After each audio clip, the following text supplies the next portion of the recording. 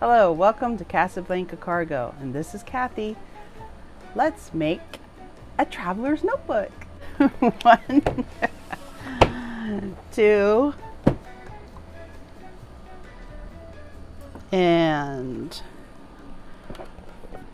3 new pads of paper. So I'm going to make a traveler's notebook journal.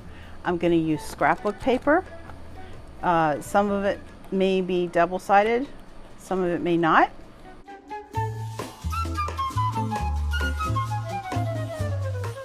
Have this beautiful kind of scrapbook paper that you're not really sure what to do with. I mean, I have made tons of crafts for a craft fair that never happened in 2020. It's not happening now in 2021. So I still, even though I went through a lot of my scrapbook paper, I still have a lot left, plus, you know, new shinies, new things. So I'm going to show you how I will make a traveler's notebook using scrapbook paper. We're going to cut it down, we're going to tear it down, we're going to incorporate it and use it, and, you know, feel good. To feel good about myself in particular. Hopefully you'll feel good about your stash, and we'll have a beautiful product at the end. Anyway, so grab your paper, grab whatever you want to grab. But anyway, let's get started and I'll show you what I'm going to do. Go through this. Look at this beautiful floral. I mean, I hope this isn't glaring up at you. I thought this was beautiful. I want to do pink because I've done browns and most recently blues and greens, and now I want to get into the pink. This is gorgeous. But it glares in the camera, so that's really nice. Leaves. And I don't know, you may have this paper pack because it's just, my daughter picked it up for me recently. Let's see, I like this. I'm going to use this for my cover. So pull that one out and I'll show you what I want to do. Now, of course, you can do all of what I'm doing, cutting down the paper. You can do it with just a ruler and scissors, or you can rip it, whatever. I'm just going to use what I have, and let me tell you the measurements. Now, this is another cover I am working on. I'm going to laminate the cover when I'm done. If you don't have a laminator and your paper feels a little, if it's not double-sided or heavy-duty scrapbook paper, this one I would say is like a medium. If I have thinner piece, like this is thinner, I'll laminate it. And with this one, because I'm making it a double wide spine, instead of 1 inch, it's going to be, I think this is 2 inches. What do we got here? 2.5 inches, because I really want to just load this thing up when I'm done with it. And so I'm going to make the spine, where's that going to? 2.25. There we go. I'm very bad with measurements and measuring, so this is, you know, torture for me. And let's see, the length is 11 inches to compensate for the spine being bigger, but the sides will still be the same for a traveler's notebook. And what else do we need? The height is 9 inches. Okay, so let's see if I can screw this up. So sometimes, well, this one's perforated, but I don't like that perforation. I'd rather just cut it off a little bit and just get rid of it altogether and not have to deal with it again after I've cut the what do they call this? strip. I don't know. I know it has a name. But anyway, cut that off. And now we're going to, let's see, this will be this length. So we do 11 inches.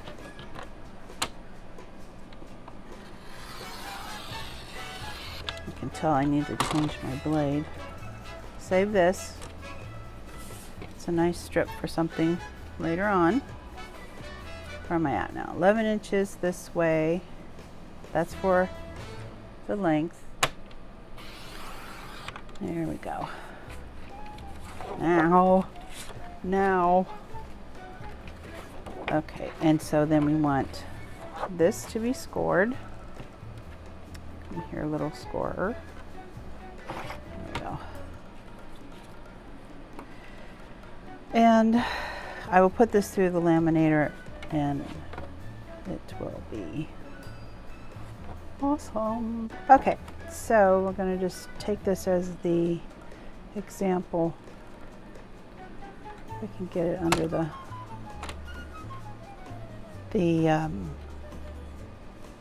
laminated sheet. Gives it a little bit more. So I'm going to score it at 4.5. Okay. And then the next one will be 6.5. Okay.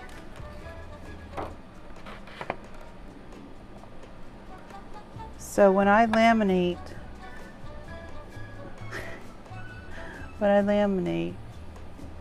my sheets, let's hope that's right. First I'll fold it and then I'll put it through the laminator. It just seems to fold after it's been laminated easier if it's got a pre-existing fold in it, just very gently so it doesn't crack. Another thing I like about laminating is that the paper will not crack on the spine folds as you open and close it, and it just lasts a little bit longer. So there we go. There's the cover. All right, so for the paper inside, I'm going to go through this. It's called Sage Park from Recollections. This is a Michaels Hot Buy offer. And I'm just going to get out some paper that I'm going to cut down to go with. Let's see. I'll come back to that. Maybe we'll circle back. The green is really nice. I'll circle back to that. I do like this parquet. A piece of that. I like that.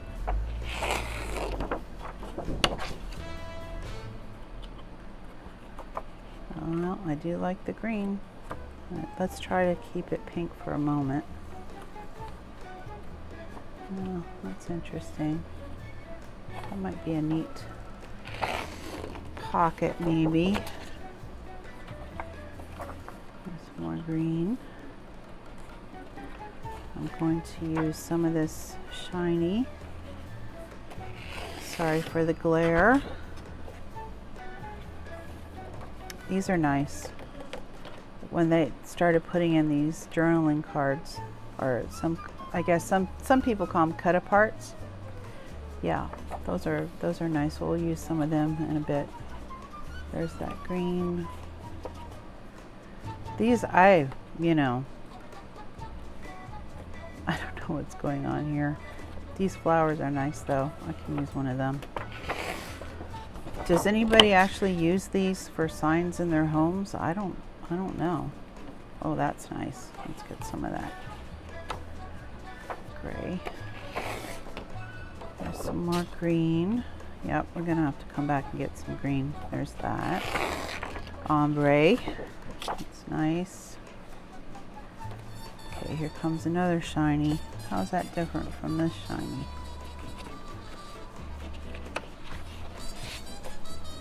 Is that the same? Yeah, why not? I'm gonna load it up. Might end up using one of each. There's some more nice cut aparts, which I'll be using those. There's more green, and another gray. Well, we already have one gray, so you can always come back. Berry. And this is also Recollections from Michael's. It's another hot buy. Oh, here's a big sign.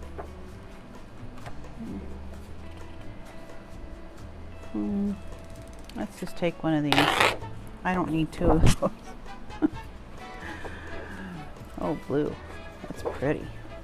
Oh, you know what? I love this. It's like you know, the French print. I'll take one of them. Got a little blue. And then we have, oh, this is interesting. There's borders and tags, and yeah, we'll come back to that. Oh, this is pretty. Beige floral.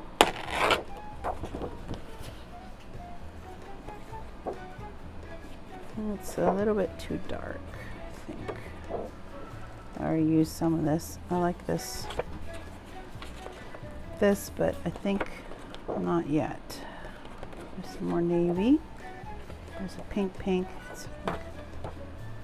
This is more peach than pink, but I think this will work. I like this one.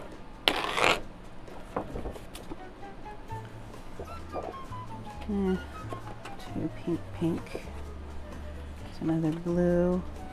Yeah, why not? I know I picked, that looks identical. Where is it? And here we play the matching game. I know I saw it before. It was a beige, wasn't it? Yeah, exact. Well, I'm gonna take one. I'm gonna put it with this one. Here's a shiny. Yeah, I like that. So we're gonna have three shiny areas. That's pretty. I think that's interesting with the mustard and the blue. Yeah. I don't always like everything matchy. I don't know. Maybe something's up with me. I don't know about that. Yeah, you know, I kind of like that because the flowers, the off-whiteness of the flowers is more predominant in that. There's this at the bottom. Let's take one of these. I think this is pink. Yep. Oh, there's some more cut aparts. We'll come back to that. That's a little bit too blue. Yeah, I'll take this one. This blue. And that's the same as that other one, only in, what did we take? The blue one? Yeah. So, yeah, take one of these. And this is a little too blue. And that is a little, you know, I think that would work. This one looks like 1930s, 40s. Oh, that's pretty. And I like that pink flower. I'll take one of these. Okay. All right. Okay, so we've got a bunch here, and I will get a bunch more later on. But here we go. So I'm gonna not cut these shiny ones in front of the camera because I don't want to cause any glare. So several ways we can deal with this. We can either you know, trim them down to the right size, and they'll be, everything will be, you know, square, everything's fine. If that's what you like, do that. I have done that a lot. What I want to try though, and let me find them. Reach into my magic bag. I want to try though are these. Now I have other tear guides, but of course they don't want to be on camera or show themselves to me at the moment. Excuse me, I scooch back in. Okay, they don't want to be on camera at the moment. So I found these old ones, these ancient ones. This one is a Westcott. This is probably my first tear guide. It has felt at the bottom. It's supposed to not slip on the table. It's got a big wavy, a straight, which is just for measuring, I think, and then smaller waves. And then this one is from Tuesday morning. Wish it had a year on it, because I know I've had this one forever. And it's a Fiskars tear edger. And it has, again, the wavy and then a little bit different wavy. So I'm going to try those. Also, I'm going to tear. I'm just going to make all my edges not proper. Okay, I know. So here we have the first page, and we want it to be 4 1/4 is the goal. All right.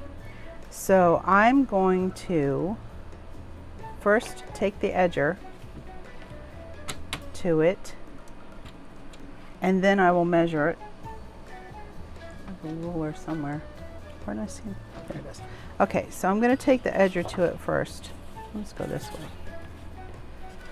And let's see, which one will I not screw up on camera? And let's see, just take the edger, give yourself some room, and just hold it tight and tear down. Okay. And here we go. That's what I was looking at. Here's a ruler. Well, there's one on here too, but I can see this one better. So here's the ruler, and we want it to be 4 1/4. Actually, I am going to use this part. This for this. So we want it to be 4 1/4 ish. It's alright if it sticks out a little bit, but I'm going to try to line it up about there. Okay, so that is one piece, and now we have an extra. We always have extra, and we're going to cut this at, let's flip it, straight edge on the straight edge to 8. Because the top of this cover is 9, I'm going to make this 8 3/4. And also too, you can vary your height. You can go short. I wouldn't go longer than the height of the cover, but you can vary it all through here. You can use scrap pieces in your journal that maybe not are the same length. Height-wise, you know. Here's another scrap. Okay, so here's the piece of paper, and once we get all our paper trimmed and all, I'll show you how I deal with the fact that it is not folded. We're going to get this into the cover. You'll see. You'll find out. All right, so I'm going to do a couple more with the edgers.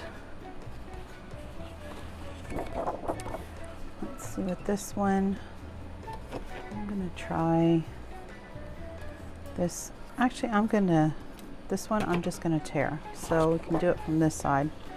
And I'm just gonna tear it, big chunks. Like something took a bite out of it, huh? Okay. Yeah, and pull this back in. Oops.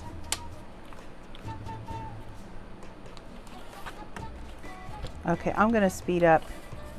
Obviously, I forgot to tell you, but you probably know this. The air conditioner's on. So I'm gonna do this one and then I'm gonna speed up the rest of the ones I wanted to show you.